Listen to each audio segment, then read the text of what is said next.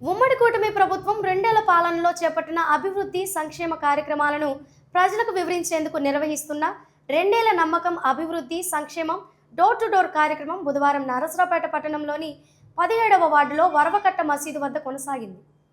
Narasaraopet MLA doctor Chadalavada Arvind బాబు, TDP Palnadu జిల్లా అధ్యక్షుడు Sheikh John Saida తదితరులు కార్యక్రమంలో పాల్గొన్నారు.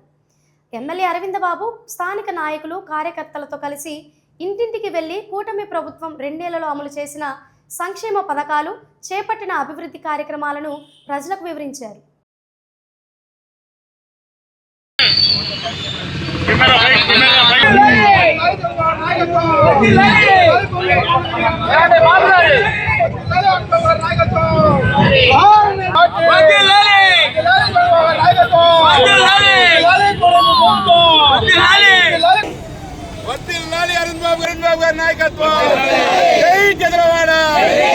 Inter second year SN college చదువుతున్నాను.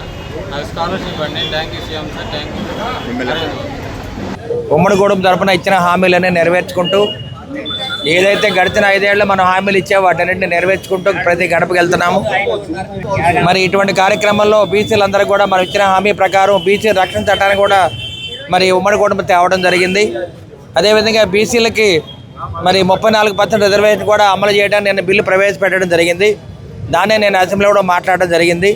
ఎక్కడైతే తెలుగుదేశం పార్టీకి ముందు, తెలుగుదేశం పార్టీ తర్వాత బీసీల యొక్క ఆర్థిక స్థితిగతులు ఏ విధంగా ఒకసారి ఆలోచన చేయాలి. తెలుగుదేశం పార్టీ ఆవిర్భావం తర్వాత అన్న ఎన్టీ రామారావు గారు వచ్చిన తర్వాత బీసీలకి ఆర్థిక పరంగా, సామాజిక పరంగా అన్ని విధాలా న్యాయం చేసిన ఘనత మన ఎన్టీ రామారావు గారిది.